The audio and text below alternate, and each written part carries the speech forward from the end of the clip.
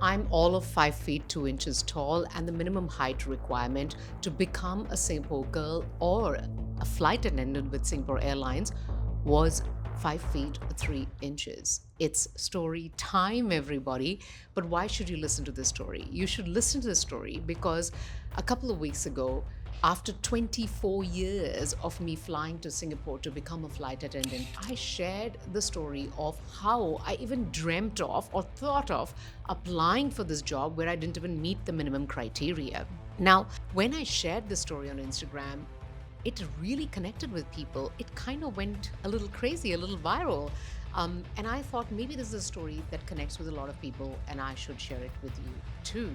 So the year was about 2000, and my colleague and I were both working as waiters in a five-star hotel that was a newly opened hotel in New Delhi called the Grand Hyatt. And we had finished our evening shifts. Those of you who've done an evening shift in a hotel, you know it finishes at midnight. We were doing our evening shift, we were closing the restaurant, we'd finished the work, we were wiping the spoons and the forks, and Prateek, my colleague, then said to me, I can drop you home today if you want. It's just that I have to, go past the Singapore Airlines headquarters in Delhi, the office, because I need to drop the application for my girlfriend who wants to apply for Singapore Airlines, and tomorrow is the last date.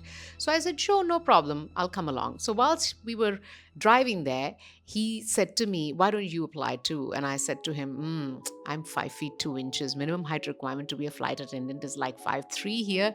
And to be very honest with you, I'm very happy in India. I really don't have any desires to go overseas. So he said, yeah, anyway, tomorrow is the last day. You've really missed it. I said, okay, fine.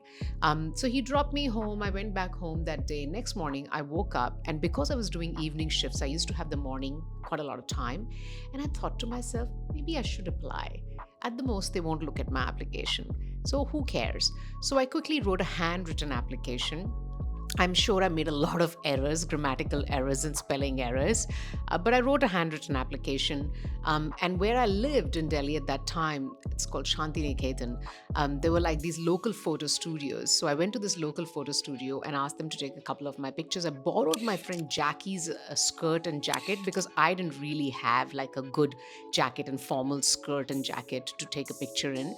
I borrowed it from her. I went to this local photo studio, which had like these big flowers and dark green background, those really, you know what I mean. If you've seen a photo studio in India, you would know what that means. So I took some photos. Now the problem was that the zip of the skirt wouldn't go up because Jackie was a lot smaller than I was, and so I stood at angles where you couldn't really see that the zip was not done. Standing at the side like this, standing a little bit like this. So I did all these different angles and stuff. So anyway, the photos got taken. I put them in an envelope. I caught a bus to the Singapore Airlines head office in New Delhi, the office. I think it's in Connaught Place. At that time, it was in Connaught Place. So I dropped the application in the letterbox there, and that was it. I didn't think anything of it after that. Few months later, I got a call for an interview, that you are one of the shortlisted applicants and come down for the interview. Rest is history. I gave the interview, and in 18th of February 2001, I flew to Singapore to be the flight attendant, and that changed my life.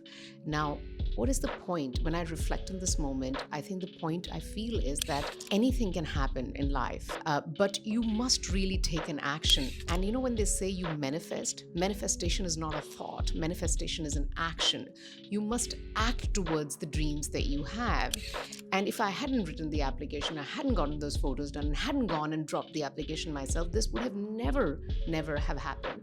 So if there is something that you feel that you want to do, just thinking about it is not enough. You must get up and act. Stay storied. And if you like the story time, please subscribe to the channel, because in the coming weeks, we'll share more such stories. Stay storied.